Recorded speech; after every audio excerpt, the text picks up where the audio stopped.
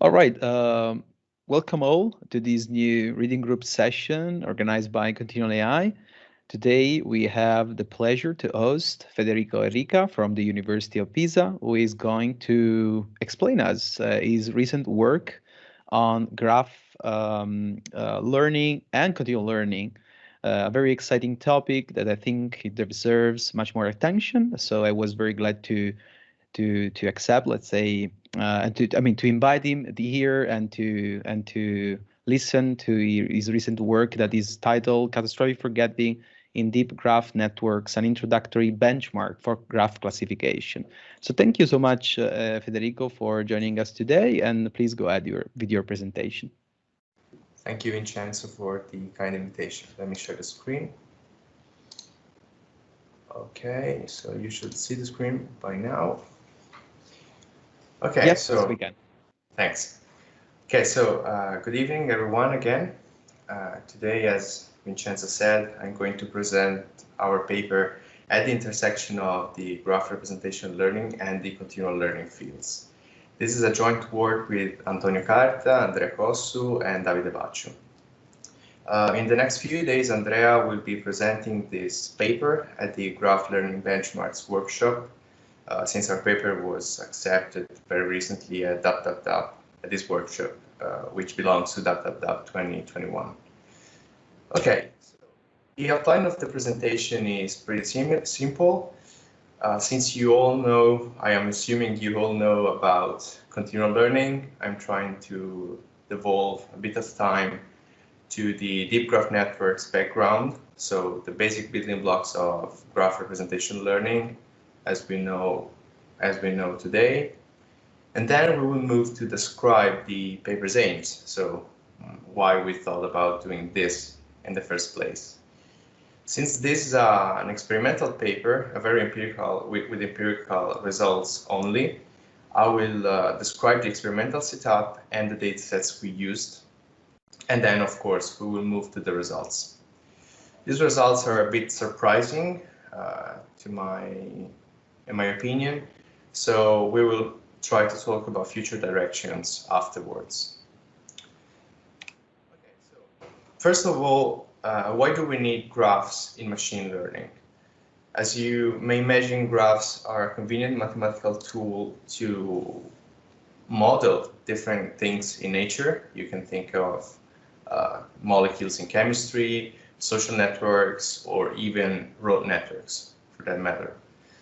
And so classical approaches try to manually construct or extract some feature of interest from these graphs before computing a classification or a generic prediction using a standard machine learning model, like a multilayer perceptron. What we would like to do instead is to take the graph as is, feed it into a machine learning model, which automatically learns to extract the relevant features for the task at hand.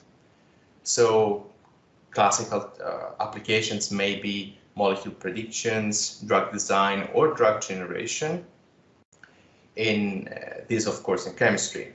If you think about social networks, we may be interested in finding the offending nodes in the network, perhaps because they are just bots trying to spam information. And the third example is predicting the estimated time of arrival from point A to point B into a graph. So to do that, what we usually do is from a high-level perspective, is to imagine to have this black box called DGN, Deep Graph Network. You take your input graph, feed it into the network, and the network returns a representation for each of the nodes of the graph. So a representation or state here is just a vector. Once you have a vector for the nodes, you can decide either to apply a standard machine learning classifier to these nodes, to these node representations in order to solve tasks like node classification or node regression.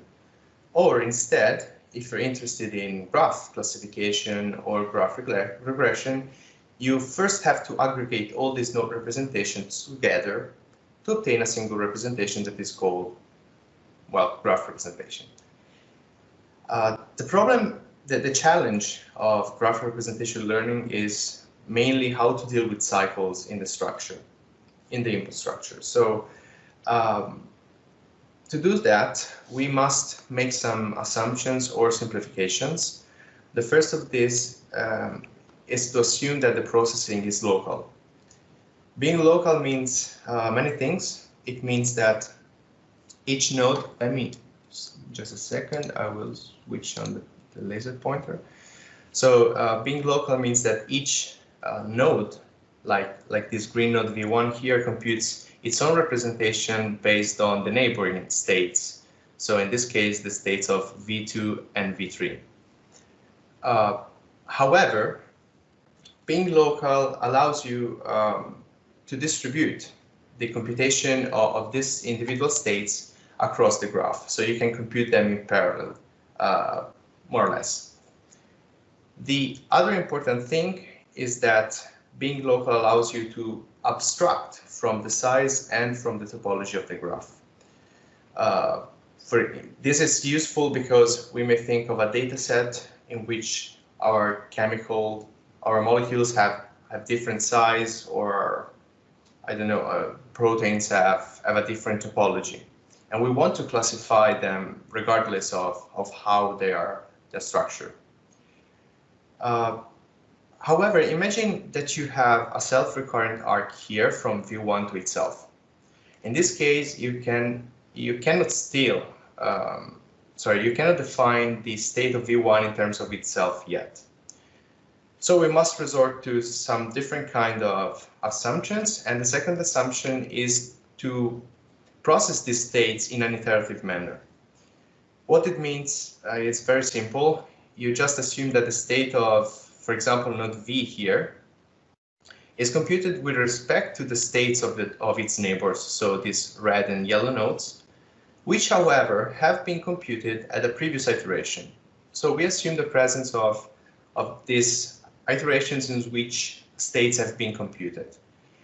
And so it turns out that if you repeat this process of computation over and over, what you get is spreading of information across the graph.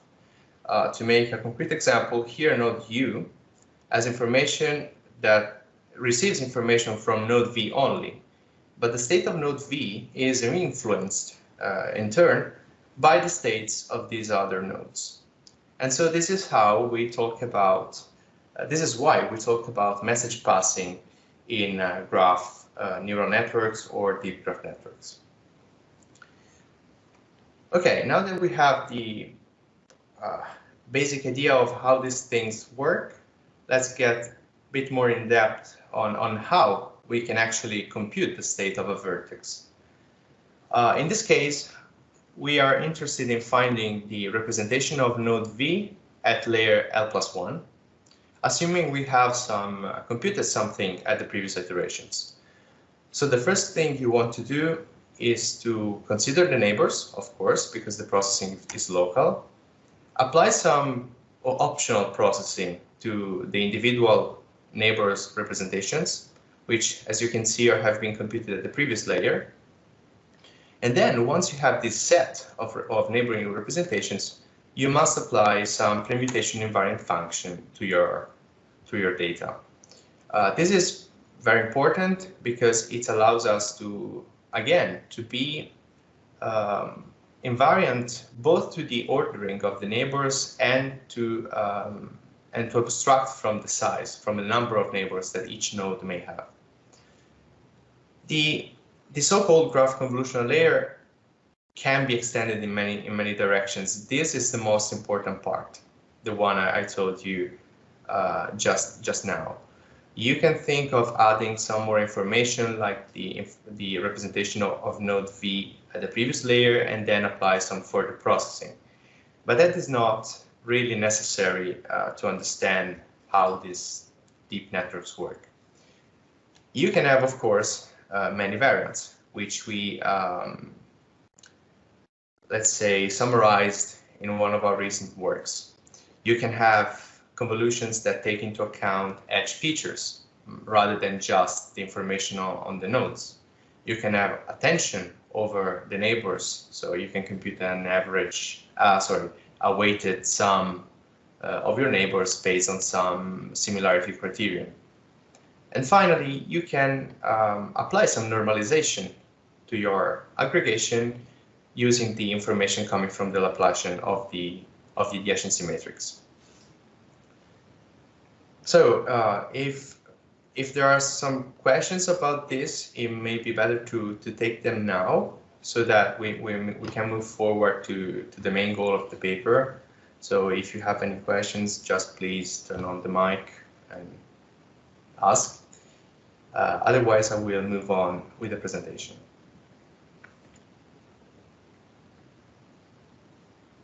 Okay. So what are our paper's aims?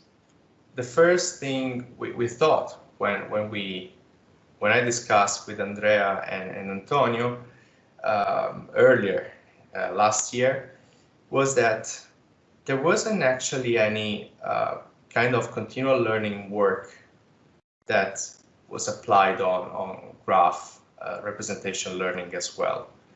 So we started thinking that perhaps it was worth investigating whether classical continual learning techniques work, actually have an actual effect on catastrophic forgetting when applied on deep graph networks.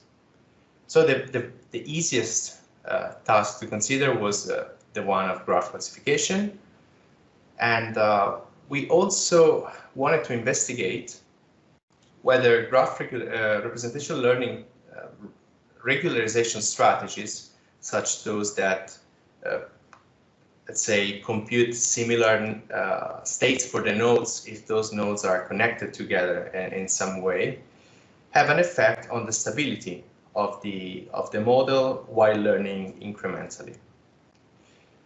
The problems we identified are basically related to the problem of distribution shift, which is a known problem in continual learning, but applied to graphs. So we can have the first kind of shift we can have is the node distribution shift, in which from experience or task I to experience I plus 1, what changes in the graph is not the structure, or at least it changes very little, but most importantly, the feature, how the features of the nodes are placed, let's say, in the graph. This may not have such a strong impact on learning representations as long as the neighborhood distribution of each node doesn't change much. What instead may be more problematic is the structural distribution shift. This means that from the different classes of graphs different graphs associated with different classes or to different experiences may have a significant change in the structure, in the topology. And so in all likelihood, this leads to a significant neighborhood distribution shift. So the distribution of the state of your neighbors changes dramatically. And so the processing you have applied when aggregating neighborhoods so far doesn't work anymore. And so this motivated more or less the work.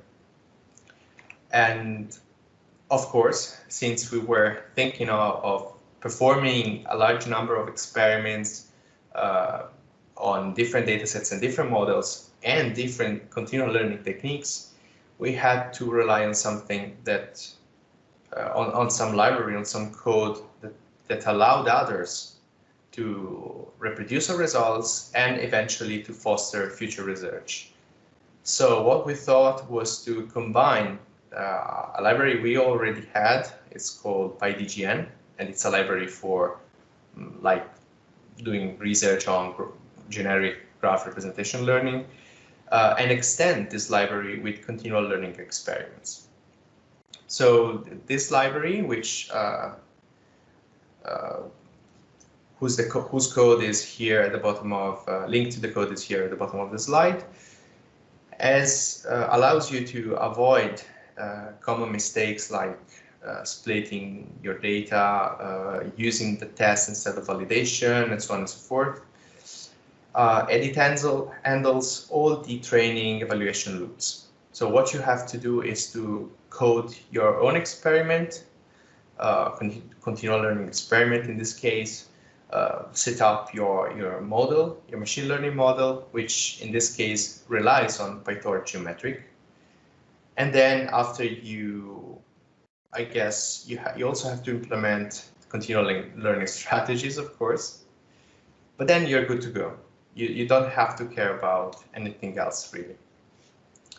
Of course, since the Avalanche library was released by the ContinualAI organization I think it's a few weeks ago, correct me if I'm wrong, we are thinking about porting this, our code into Avalanche.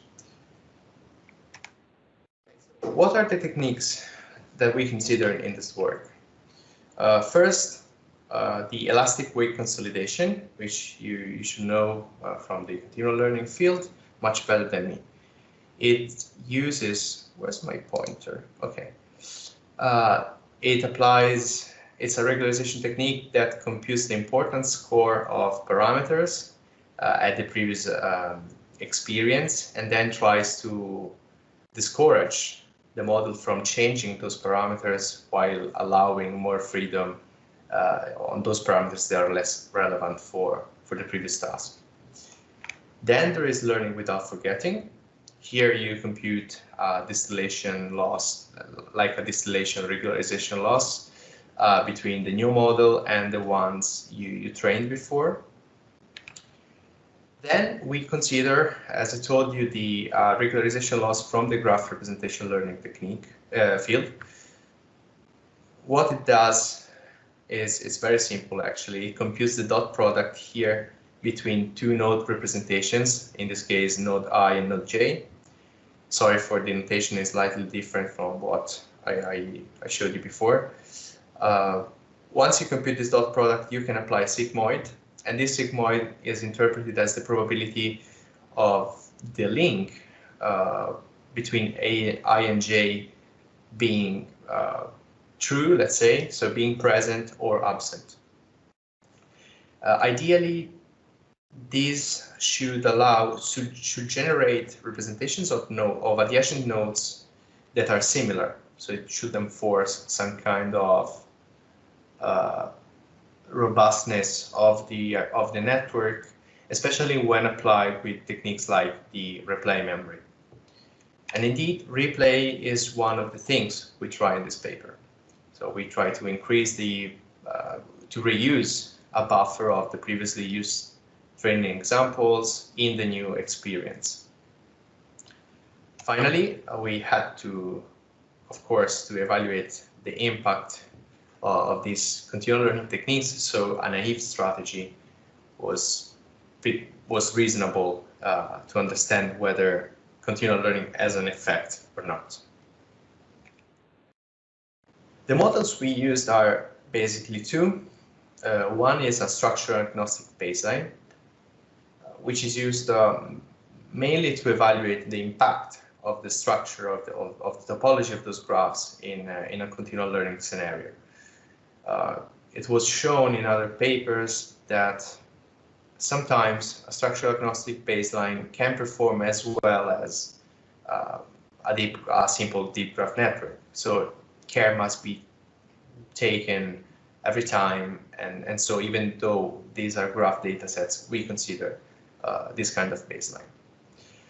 What it does is very simple. It computes like a transformation of the input of the node features, for example, an MLP. And then once you have these representations, you have to aggregate them together to obtain a single graph representation. Remember, we are dealing with graph classification. So in this case, we used a mean operator. So we take the mean of all the representations associated to the nodes, and then we apply a linear layer on top to perform the final classification. Instead, we, to more or less represent the the entire set of possible deep graph network out there, we chose a very simple aggregation function based on graph sage. What it does is you take the mean aggregation of neighbors by applying some linear transformation if you feel fit. Of course, this is basically what I showed you a few slides before. It's not the exact equations we used, but just to give you the idea. And once you have all these representations computed at the different layers for each vertex, you just aggregate them with, again, the mean aggregator. The datasets instead are peculiar, let's say. We use MNIST, which is a common dataset in continual learning, but this is a different version of the MNIST you know, because it's first transform the digits are first transformed into like images of superpixels, and then KNN is applied to determine the connections of these superpixels. So what you end up with is something like this and this for the digit 9 and 5. Similarly, we applied the same pre-processing to Cipher 10. I'm not showing it here, but you get the idea. We are still working with images, but with 3 different color channels rather than one. And as a third dataset, we selected OGBG PPA. This is a very large protein-protein interaction network from which neighborhoods, or let's say subgraphs, has been extracted and associated with 37 different classes. So here the task of incremental learning will be more challenging because we have more classes to deal with. Sorry. Okay, so as you can see from the table, the data sets are quite large. So we have from 60,000 to much more graphs to classify. And the individual graphs are quite large because they have an average of at least 70 nodes and 565 edges. The data split we used is the same as the original paper, so you can. I think I put the reference in the previous slide, but also at the end. Don't worry. So you can have a look if you're interested. And finally, we adopted the class incremental evaluation scenario in which we split the experiences into binary classifications for MNIST and Cipher 10. Whereas for OGBG, we use something different. So we first train on 17 classes and then a subset of 5. We chose to use the single head models. So correct me if I'm wrong. You just use an output layer with all the dimensions already in your model.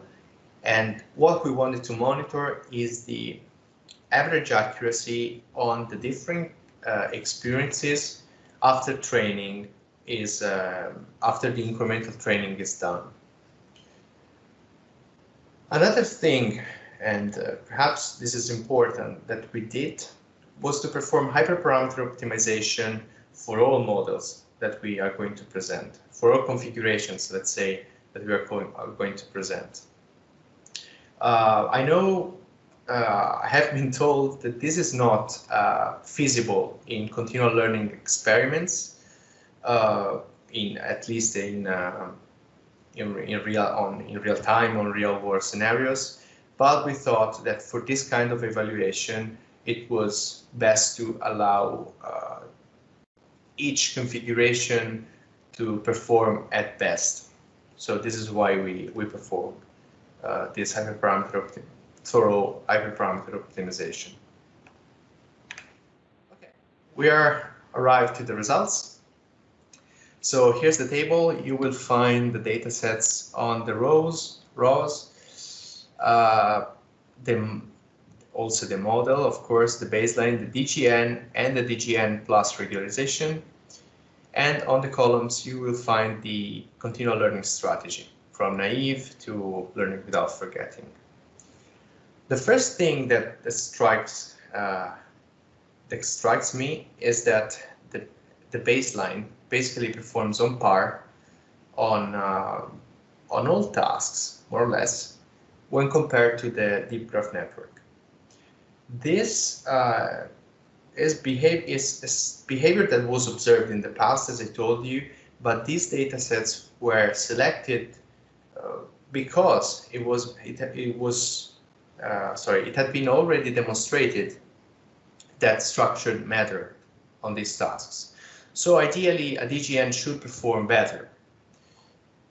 So why doesn't this happen? Our ideas, our theories are two.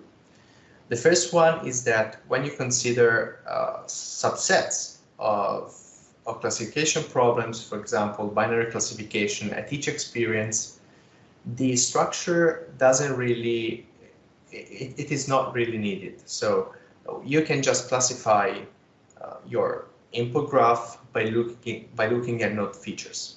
And this may be one of the reasons why the baseline, if you look at these results, for example, performs much better on NIST and, well, also OGPG. The second reason is that perhaps due to the neighborhood distribution shift I talked about at the beginning of the presentation, the DGN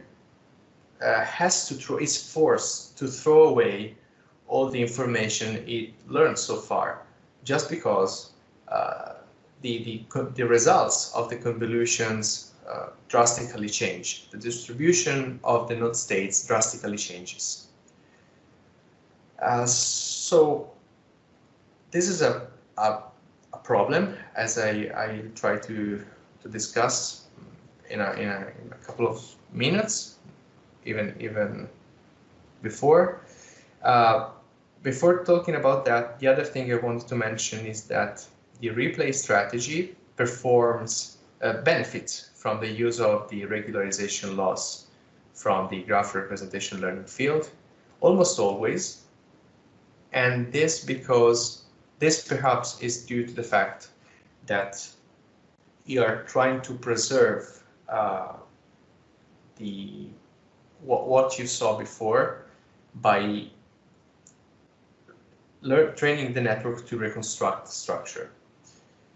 This is a bit complicated. We do not know actually if whether or not this is truly the reason.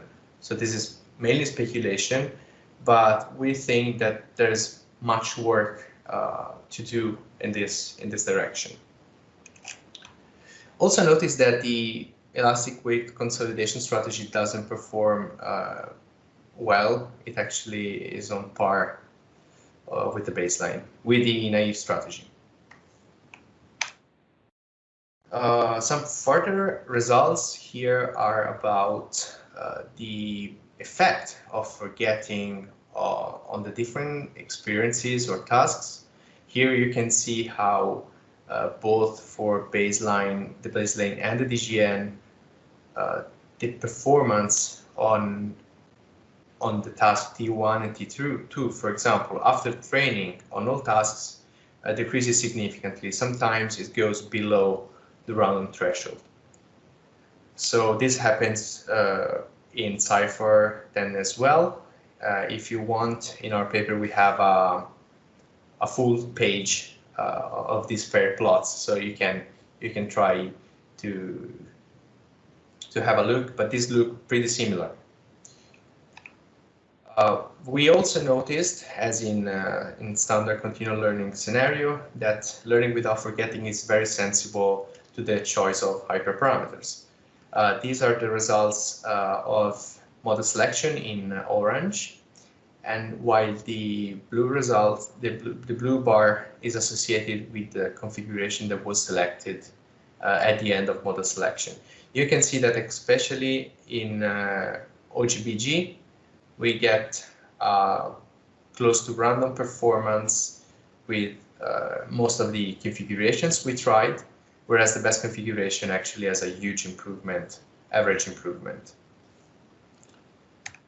Finally, here are the results with a varying dimension of the memory buffer from 50 to 2000. The experiments I showed you before, sorry, I forgot to say that, were reported with a memory buffer of 1000 samples.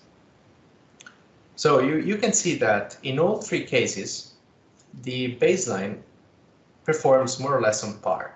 We don't see any real improvement with respect of the DGN with respect to the structure-agnostic baseline, even though the regularization strategy seems to have an effect. Okay, so this more or less concludes the presentation. After this work, we think there are many interesting research problems to solve at the intersection of graph representation learning and continual learning. For example, we could start thinking about how to design convolutions, graph convolutions that are robust to the shift to the neighborhood distribution shift. Or perhaps we must investigate whether there is a way to develop new regularization losses which are ad hoc for DGNs in a continual learning setting. In the future, we plan to extend this work with additional, possibly real-world datasets, and perhaps give some meaning to investigate in more depth this concept of node and structure distribution shift, to understand whether we can really do something about this catastrophic forgetting effect that we observe in deep graph networks. Okay, so these are the references of the papers I mentioned so far along the presentation, and you can have a look if you want. But then I would give some time. I don't know how many times do we have. But yeah, that's it basically. Thank you for listening, and if you have any questions, you can ask them now or reach me later at my email address. Of course, you can contact Andrea, Antonio, and David as well. Thank you. Thank you so much, Federico, for your very clear and great presentation. I think it was very useful for those of us that are not very into graph learning and but are very well into continual learning. So this was great. I mean, I have a couple of questions, so I can start maybe to break the ice, and then of course from the audience, if you want to speak up, just raise your hand or just speak directly, opening your mic.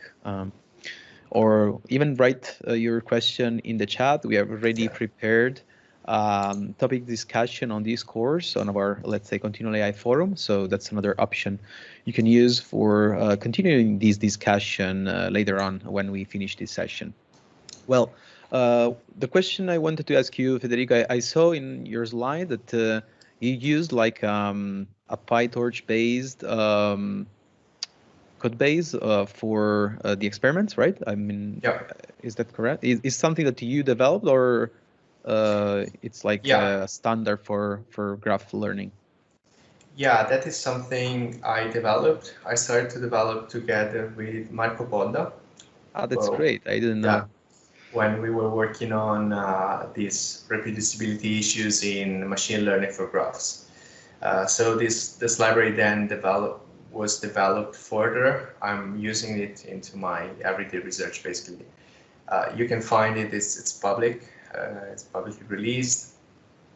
And is the same that Antonio just published in the comments section? We ripped the library, or we forked the library to carry out the continual learning experiments, and then we published it into this repository. Cool. So Cool. you may find, yeah, thanks, Antonio. That's great. And do you know if there are, I mean, there are other libraries that are doing kind of the same, or you think it's like a, like can be like a reference for those of us that want to use, you know, already implemented algorithms for graph learning? I mean, actually, I don't know. There are many different libraries out there. There is, of course, Python geometric and deep graph library allow you to perform data pre-processing and define your graph convolutions.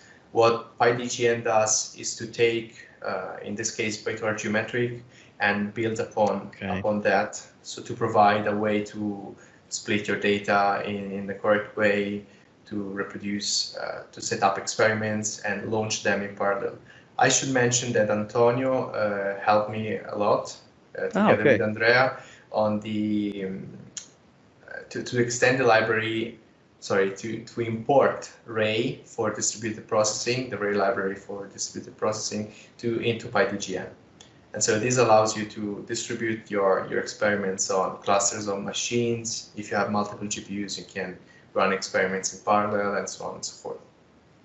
Nice. And so you also mentioned that you were willing somehow in the future to port some of these experiments maybe on Avalanche. That is the let's say ContinualAI community-driven project and library for continual learning. And do you see this as an easy task? I think that Antonio is kind of in the middle of both projects. I think it's one of the key person that could do this. But yes, do you see that as easy to do in your opinion?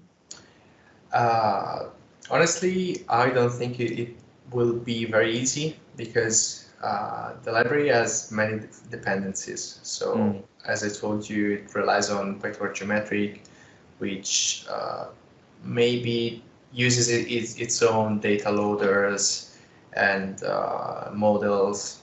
The model is not, it's not relevant here, but especially the data preprocessing part is different from standard PyTorch, even though it's very similar. So I don't know. It may be difficult, but it's certainly doable. And do you, since you have been, you know, you've been working on graph learning for a long time and you're very experienced in it. I mean, do you see from the, let's say, graph neural networks community an interest that is growing with respect to ever-changing data distributions, you know, stream of data, and so maybe in the future continual learning, or do you see that as like just a nice feature that you could add within your own tasks in graph learning? That's a tough question. I mean, there are already some works on dynamic graph learning, and so indirectly that can be associated to continual learning as well. However, right now it's not a hot topic. It could become a hot topic because graph representation learning and continual learning are both hot topic. So perhaps if someone starts this field with some nice results and proposes some ways and some problems to solve, then that may be the start of an interesting research direction. That's great. Thank you, Federico. And are there any questions. more questions from the audience? Yes, we have Julio. Julio, please go ahead. Hi, Julio. Oh, hi. Hi. Thanks you, Federico, for the presentation. I think it's a really nice topic about how to use this graph convolutional network to in the context of continual learning. But I have a question about the benchmark that you use. You mentioned this node drift or the structure drift. Do you think the benchmark that you use, the Cypher, the MNIS, and the other one, Sorry? are a good there are good benchmarks for this kind of problem. I mean, now in the computer vision community, we're like kind of in a transition of task incremental, class incremental. I don't know if this kind of benchmark are a good representation of the problem that you are trying to solve. I don't know if I explained it correctly, sir. That's actually a great question, Julio. Let's say that in the graph representation learning field, there's a scarcity of benchmarks that are, scarcity of benchmarks where you have a large amount of graphs, and so where you want to assess the impact of structure in a more reliable way. The datasets I presented are taken from two works that try to propose new benchmarking datasets that are way larger than what we had before. So to answer your questions, I don't know if how serious is the problem of node and structural distribution shift on these datasets, and that's something we want to continue investigating in the future. These are not real world data sets as well. I mean, I don't see these applied in a real world continual learning scenario. So we have to find also other data sets that give us some intuition, some understanding of the practical implications that training deep graph networks in a continuous learning setting may have. So it's basically it's a I don't know answer. But that's a good question nonetheless, and we will try to investigate that further in the future. Great. Yeah, I agree with you. Do you have an idea of? Imagine we are living in an ideal world, and you have the perfect data set for this kind of. Do you have an idea how to make this data set that you? So how to choose the right data sets? You mean? Yeah. Imagine you have like you can create this data set. How do you create this data set? Well, we may try to create graphs of different classes. So like toy graphs, generate toy graphs of different experiences where the topology is very different. So that will ensure a good presence of the structural distribution shift problem. Of course, that will not be a real-world data set. I cannot think right now of practical data of data sets that could be applied in a continual learning scenario with graphs. But yeah, I think the best data sets will be such that in which the node distribution and the structural distribution shifts are large. So we can try to perturbate the node features. Once we have the graphs for a single experience, we can perturbate the nodes or perturbate the topology and then consider the next experience with those graphs. I don't know if that answers more or less your question. Yeah. But it was a difficult question. Oh, I think it's an impossible question. Sorry about that. Don't worry. But yeah, I have been working with graph, not in the continual learning scenarios. So that's why I asked the question, because I don't know how to create this kind of graphs for the continual learning scenarios. So I don't know the answer for that. But that's interesting, right? Because if you know how to construct these data sets, it means you have found the problem to solve, and you want to show people how where is the problem and how you want to tackle it. Yeah, or how exactly. They should try to tackle it. Yeah, exactly. So one thing is what problem we want to solve, and the other one how we solve the problem. And I think that's the big question right now in the graph neural network continual learning scenario. Definitely. Great, thanks for the answer. Thanks, Julio, for your question. Are there any more questions from the audience?